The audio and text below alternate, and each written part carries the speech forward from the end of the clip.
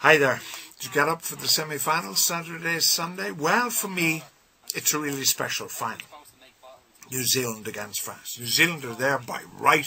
France are there.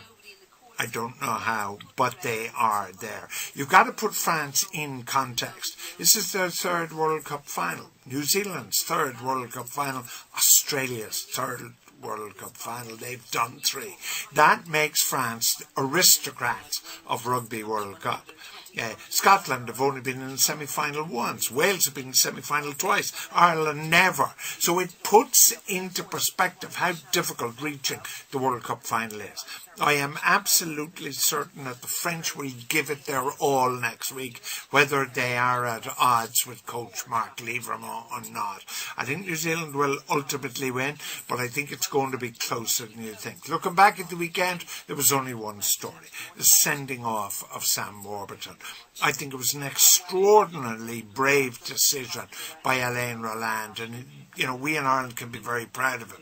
You cannot imagine the pressure a referee is under in a Rugby World Cup semi-final. Now, he could have given the yellow card and then let the citing committee deal with it, but he did what was the right decision, and what the instruction from on high is to do is to issue a red card for these kind of tackles. If you're a parent, then you're going to be really concerned. If your son, or in my case grandson, is dumped in that kind of way, we have to be careful about tackles above the horizontal. Only the grace of God prevented Vincent Clerc from being seriously injured.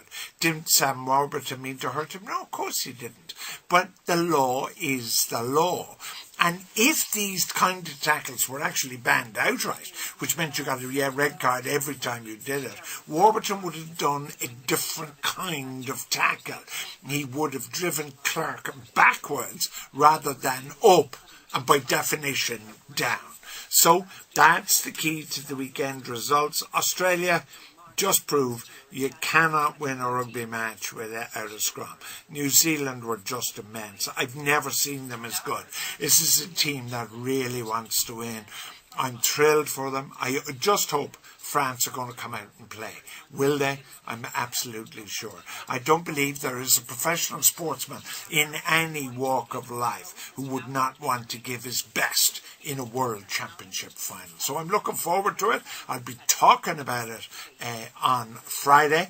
So stay with us here on News Talk, of course, 4:30 to 7 for news of that. And to be honest, the third place final doesn't even cross my mind.